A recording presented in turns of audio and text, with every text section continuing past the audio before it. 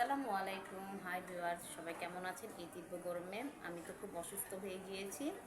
তো আপনারা কমেন্টের মধ্যে জানাবেন এরকম তীব্র গরমে আপনারা কেমন আছেন, আর আপনাদের ঈদের ঘোরা হয়েছে কিনা তাও জানাবেন। আমি তো ভাই ঈদের পর থেকে কোথাও যেতে পারিনি, যেহেতু অসুস্থ হয়ে গিয়েছি।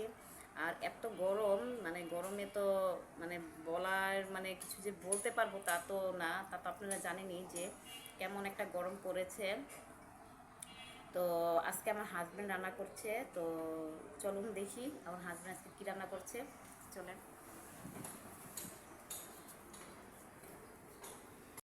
আজকে দেখাও সবাইকে, দেখেন আমার হাজব্যান্ড আজকে কী রান্না করতেছে। কী রান্না করতেছো মাছ বলো? মাছ দিয়া, তেলাপিয়া মাছ দিয়া, আর হলো আম দিয়া, টমেটো দিয়া, টক গরমের মধ্যে ভাই যে খাইতেছিল। গরম পড়ছে, যদি টক কিছু না খাই ভাই ভালোই লাগবে না। আর মাছ মাংস মানে মাংস তো দূরের কথাই, এগুলো তো খাওয়াই যাবে না এই গরমের মধ্যে। তো এই দেখেন আমার হাজবেন্ড এই তেলাপিয়া মাছ দিয়ে আম দিয়ে টমেটো দিয়ে রান্না করছে। তো আর টক ডাইল হবে, দেখি কেমন মানে ভাত খেতে পারি কিনা, কারণ এই গরমের মধ্যে কিছু খাওয়া যাচ্ছে না। তো রান্না শেষে আপনাদের দেখাবো যে কি রান্না হয়েছে।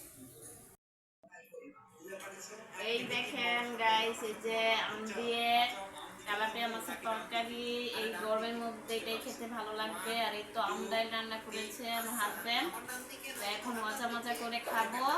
তো এখানে শেষ করলাম। খোদা হাফেজ, আসসালামু আলাইকুম।